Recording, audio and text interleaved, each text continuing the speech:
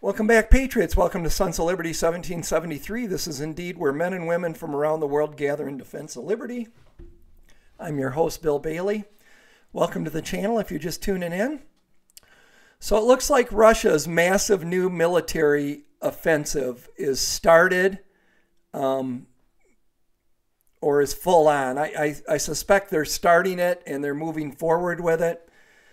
But Russia is preparing to launch a new powerful offensive, much bigger than the one a year ago when they first invaded Ukraine, involving up to 500,000 conscripts, soldiers drafted, 1,000 pieces of military equipment with the aim of capturing the entire Donbass region in eastern Ukraine, according to Kyiv's military officials. According to the official, Russia has already amassed an estimated 1,800 tanks, 3,950 armored vehicles, 2,700 artillery pieces, 810 Soviet-era multiple rocket launchers. So here's the article, and this is at U.S. News. Russia's new offensive in Ukraine appears to be beginning. Russian operation and troop movements around key areas of eastern Ukraine have accelerated sharply as the U.S. warns of an impending surge in fighting.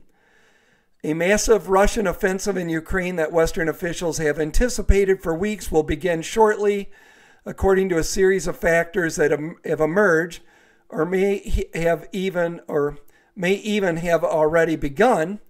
Several analytical groups assess that the provisions the Kremlin has put in place to include the training and mobilization of hundreds of thousands of troops appear poised to begin attempting to push Ukraine troops back from entrenched positions in the eastern reaches of the country as Moscow seeks to achieve now what it failed to do in the initial invasion almost a year ago.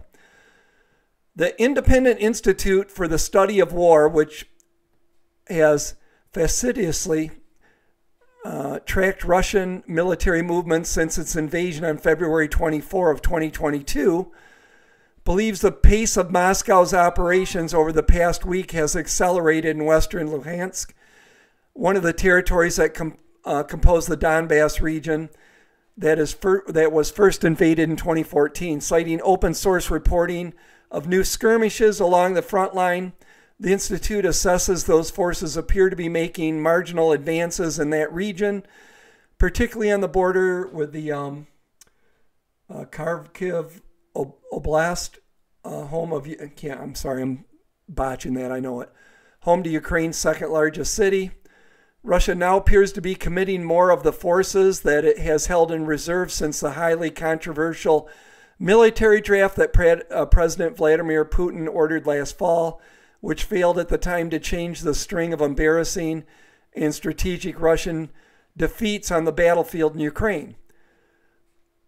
The commitment of significant elements of at least three major Russian divisions to offensive operations in this sector indicates the Russian offensive has begun. The Institute concludes in its latest analyst note, even if Ukraine forces are so far preventing Russian forces from securing significant gains, it believes the Russian offensive has not yet reached its full tempo. Adding Russian forces are gradually beginning an offensive, but its success is not inherent or predetermined, and it suggests Ukrainian forces have a limited window to try to defend against Russia's attempt to recapture all those provinces. And then if you wonder what Biden and the regime are thinking, further down in this article it says the Pentagon has considered preparations for the offensive a very important focus, as spokesman Air Force Brig General Pat Ryder told reporters late last month. The Biden administration has accelerated its support for Ukraine so it can be successful on the battlefield going into spring, Ryder noted, which makes me think that the Biden administration is going to send more arms, maybe F-16s and maybe American boots on the ground. It's going to be really interesting as this massive Russian military offensive gets in full swing, how America and NATO responds. It's going to be very telling if we're going to slowly walk away from this thing or if it's full on, World War III movement. So all I can say for now, folks, is keep prepping and keep praying.